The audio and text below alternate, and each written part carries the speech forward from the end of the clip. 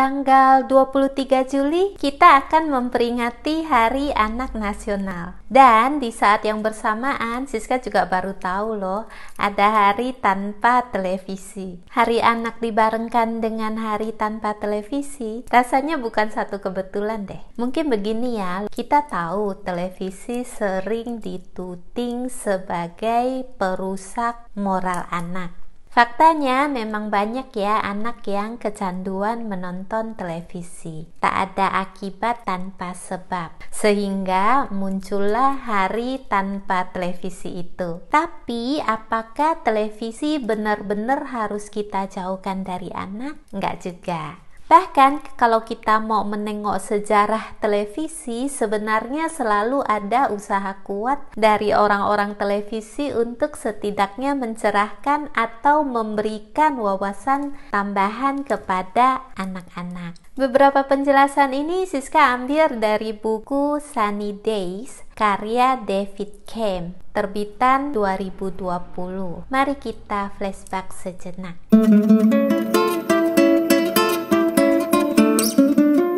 Teman-teman pasti pernah tahu Sesame Street. Di Amerika Serikat itu program televisi anak yang bisa dibilang paling sukses. Orang di balik kesuksesan acara ini adalah Joan Gaines Kearney. Wanita ini percaya bahwa program televisi anak-anak seharusnya mengajarkan anak bagaimana berpikir, bukan mengurusi apa yang harus dipikirkan. Dengan filosofi sederhana itu, Kearney ingin menyemangati anak-anak kaum minoritas di Amerika, terutama mereka yang berasal dari keluarga berpenghasilan rendah. Kearney ingin memberi pendidikan setara bagi anak-anak itu, termasuk mengajari bagaimana mengikapi perbedaan sosial dan ras. Makanya di Sesame Street pemerannya tidak saja tokoh kulit putih, ada tokoh-tokoh kulit hitam dan Hispanik. Uniknya, walaupun urusannya pendidikan, Kearney tidak mau mempekerjakan guru untuk dilatih jadi orang televisi. Dia lebih memilih merekrut entertainer untuk dilatih jadi guru. Acara Sesame Street akhirnya tayang perdana pada November 1969 dan langsung sukses besar dalam semalam. Penontonnya sampai 7 juta rumah tangga. Meskipun pro dan kontra selalu ada, bahkan ada yang menuding seri itu terlalu mengeksploitasi ras. Tapi sebagai acara televisi, Sesame Street terbukti sukses mengubah cara pikir masyarakat yang dianggap sudah kuno tentang ras dan status sosial. Banyak program televisi untuk anak akhirnya terinspirasi dari acara ini. Seingat Siska pun pernah ada stasiun televisi Indonesia yang menayangkan seri ini. Kalau nggak salah ya, diterjemahkan jadi Jalan Sesama. Seri ini sukses juga dan cukup digemari di Indonesia. Tapi untuk acara bertajuk Anak Asli Indonesia yang sukses, menurut Siska juaranya tetap Boneka Si Unyil. Itu acaranya legendaris banget di Indonesia. Kalian pasti tahu, terutama yang umurnya sudah 30 ke atas. Cerita Si Unyil berlatar desa Sukamaju. Di sana suasananya Indonesia banget.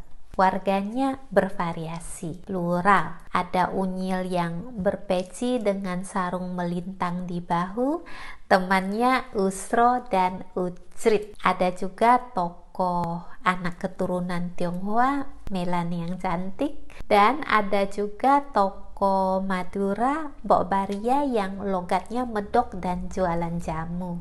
Ada juga tokoh orang gila yang suka nyanyi. Kalau nggak salah gimana nyanyiannya ya? Anakku di mana, istriku di mana, gitu kali ya. Terus ada lagi yang Pak Oga, toko pengangguran, matre, dan suka minta cepet dulu dong gitu. Pak Oga punya teman karib di pos ronda. Siska masih inget namanya Pak Ableh. Terus siapa lagi ya? Oh ya, ada orang tua yang cerewet, pelit, kumisnya tebal melintang, pakaiannya item-item, Pak Raden. Pak Raden punya penyakit encok yang suka kambuh kalau disuruh gotong royong. Tapi dia juga punya istri yang cantik dan sabarnya luar biasa. Di balik karakter-karakter negatifnya, jangan salah ya, pengisi suara Pak Raden inilah kreator utama di balik sukses acara Si Unyil, Bapak Dr. Andes Suyati. Beliau sudah meninggal tahun 2015 lalu. Melihat rating Unyil yang sangat digemari anak-anak waktu itu, barangkali kita tidak tahu pembuatan film boneka itu butuh perjuangan panjang. Dr. Andes Suyati bahkan hampir menyerah waktu sadar betapa mahalnya biaya produksi film dan SDM pertelevisian kita waktu itu. Tapi melihat tayangan-tayangan anak dari luar negeri yang semakin mendominasi di Indonesia, Pak Suyadi tetap gigih. Akhirnya titik terangnya baru terlihat tahun 1979 ketika Direktur Produksi Film Negara saat itu menawarkan ide untuk membuat acara Si Unyil. Jadilah Si Unyil tayang perdana di TVRI pada 5 April 1981. Sukses besar, Unyil dan kawan-kawannya setia menemani hari Minggu anak-anak Indonesia selama 13 tahun. Kebetulan pemerintahan Presiden Soeharto waktu itu sedang getol menanamkan nilai-nilai Pancasila ke masyarakat. Jadilah Si Unyil ditugasi menyampaikan pesan-pesan dari pemerintah. Ya, pesan moral menurut Siska termasuk edukasi, dan Siska setuju anak-anak dikasih lihat tayangan itu. Bagaimanapun, barangkali karena kesederhanaan dan kedekatan cerita Si Unyil dengan keseharian masyarakat Indonesia, episode-episode Si Unyil diterima dan tetap mendapat tempat di hati anak-anak. Sampai hari ini setahu Siska belum ada program anak di televisi Indonesia yang sesukses Si Unyil. Itulah acara televisi anak yang ingin menguatkan karakter positif penontonnya, bukan malah meracuni atau merusak moral anak-anak. Makanya menurut Siska ya, hari tanpa televisi itu bukan untuk mengharamkan anak menonton televisi, tapi untuk membatasi saja supaya anak ingat waktu.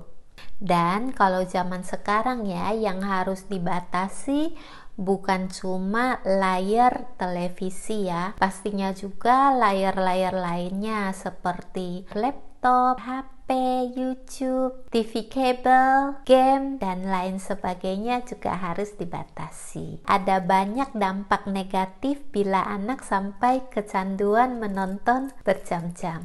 Dampak pada matanya, juga pada kejiwaannya. Selamat merayakan Hari Anak Nasional dan selamat merenungi Hari Tanpa Televisi. Karena masa depan anak adalah tanggung jawab kita bersama. Sampai di sini dulu teman-teman.